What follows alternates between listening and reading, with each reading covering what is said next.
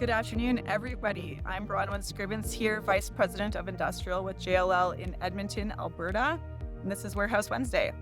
So this week I wanted to do a quick overview on the industrial land market in the Greater Edmonton Region. We have a ton of different submarkets that operate just outside of the city of Edmonton, but they actually make up arguably a more prominent piece of the industrial market, and they are taking on a bigger role in the industrial market as many users opt to locate just outside of the city limits for many reasons, but primarily due to lower property taxes, quicker permitting timelines, and lower price per acre for more land, just more availability. I will caveat this by saying the city of Edmonton just came out with a guaranteed industrial development timelines program. This just came out at the end of Q2. The intent of this is for qualified projects, which I can do a different video on what that means, but for qualified projects, the intent is to keep timelines down for permitting approvals to 40 days, which is just over 6 weeks. And this is intended to help the city of Edmonton become more competitive with the periphery markets, like the County of Parkland, County of Leduc, Sturgeon County, Strathcona County. So we'll see if that happens. Just for reference, County of Parkland is about 6 to 8 weeks, and same with County of Leduc, about 6 to 8 weeks for permits.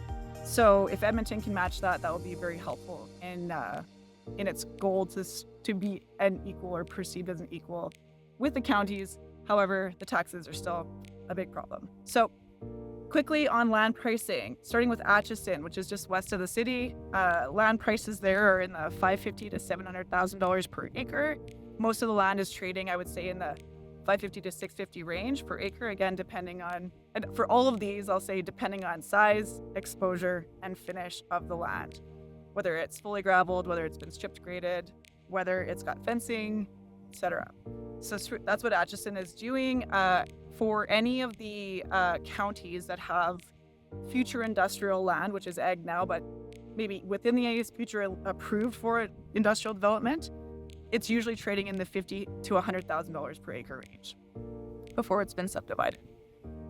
For Nisku and Leduc, you're looking at a price point between $500,000 to $550,000 per acre for main Nisku Leduc area. For if you're going very far south into Leduc, you may be able to get something a little bit less, maybe just under $500,000. If you're going very north Nisku, you're probably looking at something in the $600,000 range. And again, that applies for Discovery Business Park, which is where I'm at right now. You're probably looking in the $600,000 per acre range, maybe a little bit less, maybe a little bit more, depending on the actual parcel. Lots of land available, though, for those that are looking to be in this area.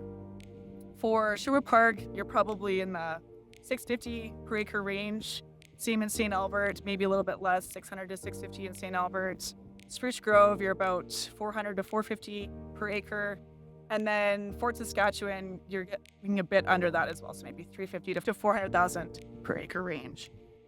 For land leasing, generally it's differentiated obviously by location, but it's more so based on the size that's being leased. So I would say roughly under an acre, you're going to be looking at $125 to $150 per square foot. From 1 acre to 4 acres, $1 to $1.25 per square foot.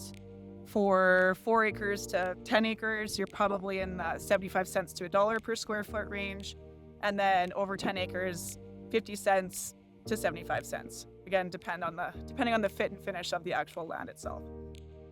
One thing to keep in mind for any kind of acquisition of land, especially in the counties, but could be in Edmonton as well, is offsite levies. Make sure that before you've closed on any land, you have inquired with the city or the county in question to ensure that you understand if there are any potential offsite levies that would be due and payable upon a development permit being pulled.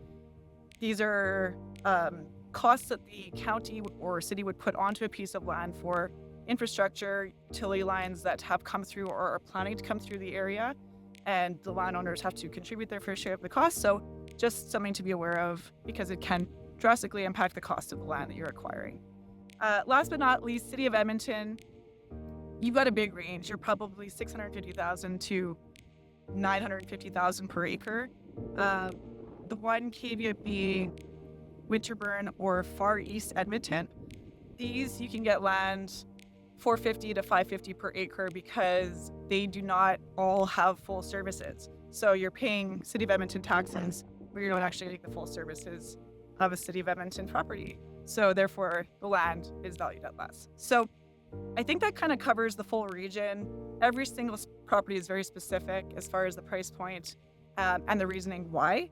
If you have any properties that you're looking at or any regions you're specifically looking at, happy to dig in and provide you some commentary on those values in those regions. But hopefully that gets you started as to like the rough values for lease and for sale in the industrial market for 2025. I'm Bronwyn Scrivens, once again, Vice President of Industrial at JLL in Edmonton, Alberta, and I look forward to seeing you guys next time on Warehouse Wednesday.